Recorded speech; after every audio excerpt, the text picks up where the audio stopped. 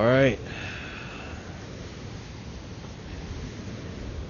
Today is January 31st. I'm out here on the beach. It's a little bit windy, and this is my first time doing this, so we'll see how this kind of works out. The wind is really bad right now. So we'll see. So this will be my official first, recording of my series. I guess I'll be calling these like video diaries or journal entries. So yeah, I don't, bear with me with my poor microphone skills and whatnot. I'm mainly starting this project because I kind of was always drawn to the arts when I was younger, and as of recent, I've gone through I've undergone some hardships in my life that I'm really still trying to traverse and whatnot. So I figured, why not put it all out there, right? I doubt many people will see it, but at least it's out there, and maybe if someone sees it, maybe they'll pull something from this and shit. And I always had a hard time opening up and being vulnerable. So maybe through these videos, I'll be getting a little bit more practice doing that. I mainly took inspiration from this channel I accidentally stumbled across called Accepting the Universe. And this is created by the filmmaker Atesh Atiji, where he tackles different themes of life through, a more edifying approach using stoicism and other lenses of philosophy and whatnot. So I'll be using Atesh's material as a guide, but hopefully over time, with more practice and repetition, I'll be able to think of questions, ideas and other topics of my own, that I can pick apart. But as of right now, that's kind of what I'll be crutching, because I really don't have a good basis on philosophy right now. I also just started reading, literature, but we'll see over time. I'm also thinking of doing discussions on books or literature down the line. Once again, Atesh is hosting his own book club where they're currently reading Seneca's letters on ethics. However, I am going through a pretty rigorous training program right now for my career progression, and this might have to wait for a while, but I'll eventually get to it, hopefully. And as for how often I'll do these entries, I honestly don't really know. I'm hoping to do weekly or monthly entries, maybe shorter daily entries, but that's highly unlikely, to be honest, considering the nature of the program. Anyways, I'll figure all of that out eventually.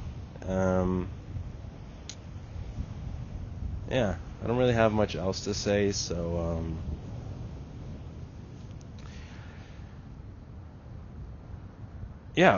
without further ado, I'll pretty much be starting my first official entry, which is not any specific topic or question, but more of a reflection and a summary on 2025, my year of 2025.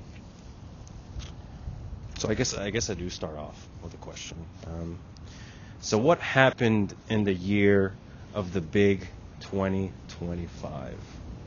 Well, I didn't go into the year broken, first of all. I actually entered it believing things were, kind of not aligning.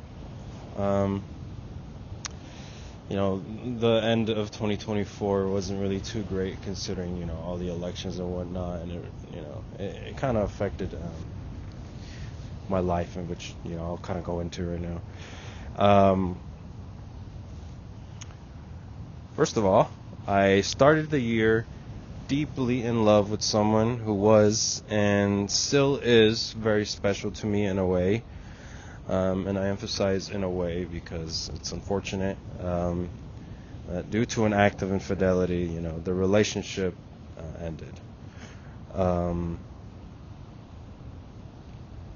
And when that trust was broken, it was devastating. It kind of rewrote how I perceived intimacy, loyalty, and my own judgment.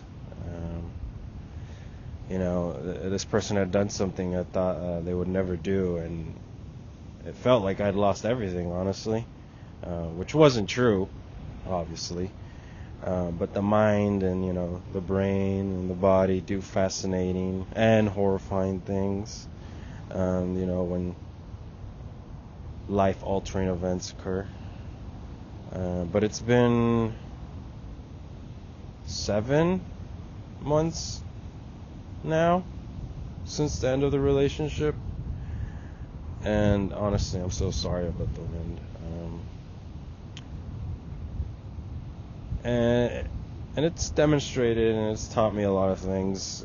Primarily that love can have its moments, of peace and chaos, and that it's not always going to be perfect. Especially that part. It's not always going to be perfect. But I also learned that it can be very blinding in a way. I've come to realize that I wasn't really living for myself during that time. And I'll explain what I mean by that. I guess I had attached a sense of identity to this person in a way. And I was so caught up trying to build my future in a manner that conformed with them to the point that I basically abandoned myself. I stopped taking care of my health. I halted my career and my education because I was afraid of straining the relationship. And I even stopped spending time with friends and family because I honestly didn't see the point to it when I had someone that was so amazing like them, right? And, this love had become so blinding that I made it my priority, I guess. Not necessarily the love, but the relationship. And in a way, yeah. You should prioritize that, but not to that extent, right? And at the time, I didn't see any of these changes as burdens because I was blind, obviously, blinded by love. And when this person, kind of walked away, they walked away and chose to be with someone else, it really forced me to confront how much of my identity was reliant on them. And I realize now how fragile meaning and purpose becomes when it's borrowed from someone instead of when it's built up on your own, right? It's a lot different, and I definitely felt that purpose, that sense of purpose, get torn away from me essentially when this person left, and betrayed me essentially.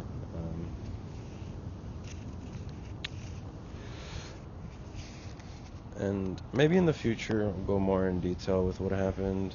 Hopefully not too in detail, but I'm sure I'll find a topic to relate it to.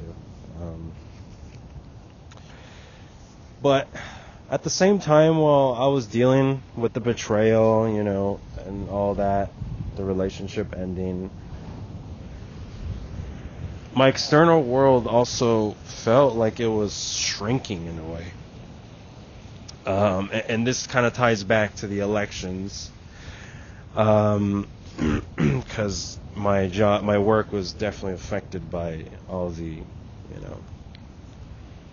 all that stuff, which I won't really get into. But essentially, work became unstable, and I had some close friends move away, both childhood friends and some that I made at work. These were people I could rely on, who disappeared. I could rely on them both professionally and personally. And, it felt like my career had stopped responding to my efforts at that point. I felt out of control and hopeless. And here is where I learned that dependence on structures you don't control will inevitably become the source of my anxiety or your anxiety. Very similar to the relationship, right? Everything was tied to something that could be torn away from me at any given moment, really. And it could just, leave me feeling how I was feeling, hopeless and powerless. But that's not where it is. The most sobering realization wasn't romantic or professional, but it was time. The concept of time. For some reason, my parents' aging became really apparent out of nowhere. And I don't want to say out of nowhere. It's probably a culmination of everything, just piling up. But suddenly the wrinkles on their face, and the coughs and the grunts of pain they displayed on a daily basis became painful to see and hear. Seeing them age made loss feel permanent. Not dramatic, just unavoidable, right? And it really stripped away the illusion that there's always more time to become who you think you'll eventually be, right? And I guess that's why I decided to start this project. I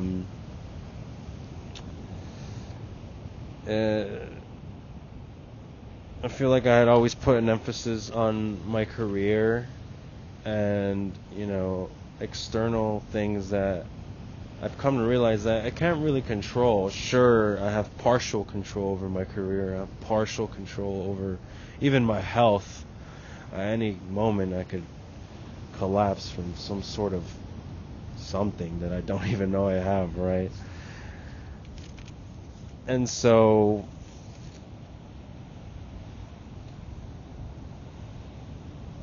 I'm going to try and explore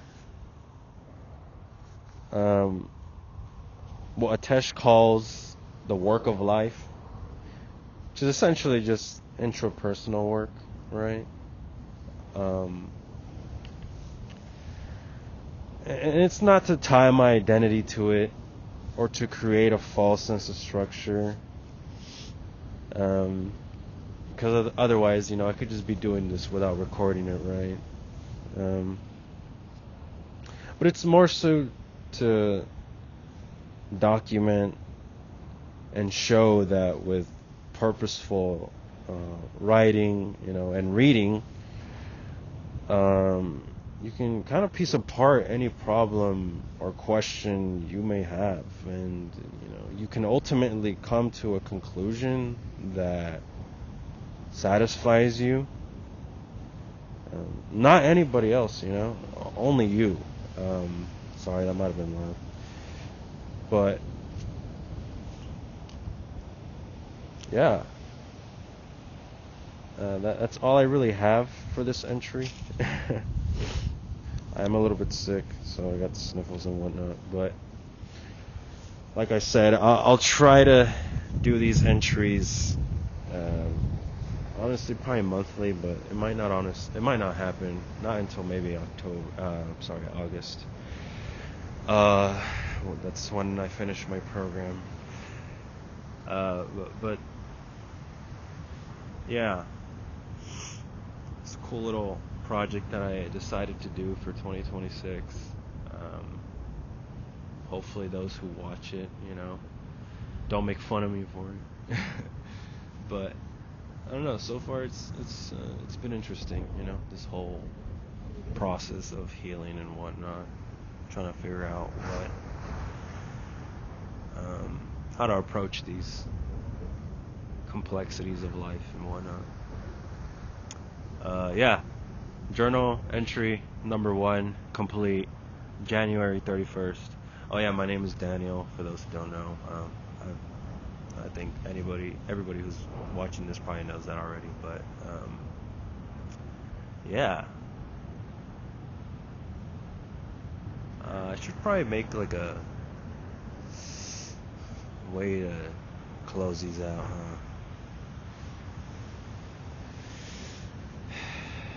Yeah.